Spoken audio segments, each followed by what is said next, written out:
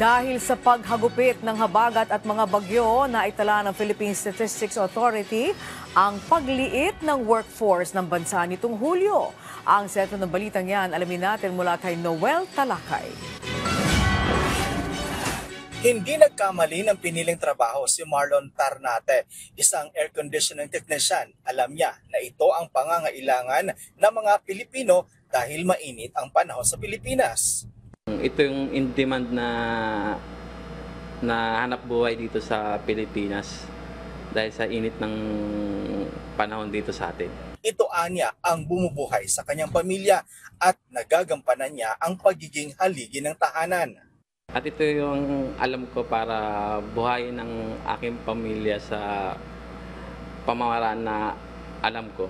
Isa lang si Marlon na saan nananatiling may trabaho bilang maintenance worker sa isang kumpanya kung saan kabilang sa industriya ng planta, machine operators at assemblers na ayon sa pinakabagong labor force survey ng Philippine Statistics Authority o PSA, tumaas ng 211,000 ang nadagdag na Pilipino na nagtatrabaho sa mga nabanggit na industriya noong July 2025. Kumpara noong 2024 sa kaparehong buwan. Pero di lahat ng Pinoy kasing swerte ni Marlon dahil mayroong mga industriya sa bansa na naapektuhan dahil sa sama ng panahon tulad ng sa agriculture, forestry at fishery. Ganon din ang services at sales workers at mga helpers.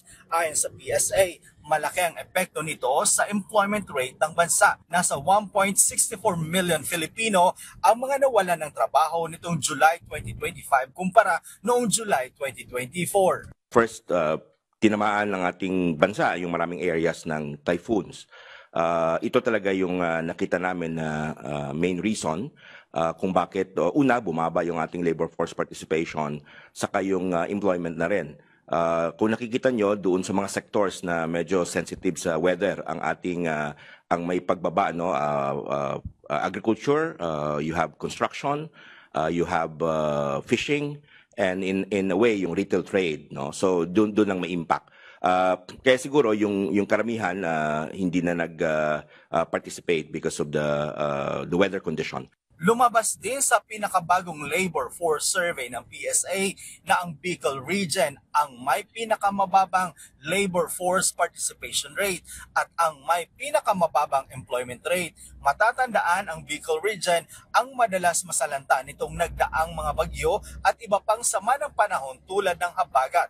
Pero ang good news, batay sa percentage sa klase ng mga manggagawa, tumaas ng mahigit 31 million Pilipino ang nagtatrabaho sa mga pribadong kumpanya o pamahalaan nitong July 2025 kumpara noong July 2024. Nagkaroon tayo ng year-on-year increase ng mga 1.24 million.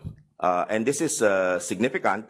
At ang substantial dito ay inabsorb ng private establishment na 987,000.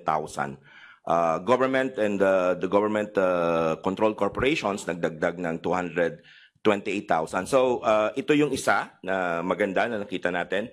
Lumabas din sa nasabing survey ng PSA na mas maraming bilang ng mga lalaki sa bansa ang nagtatrabaho kumpara sa mga babae. Noel Talakay para sa Pambansang TV sa Bagong Pilipinas.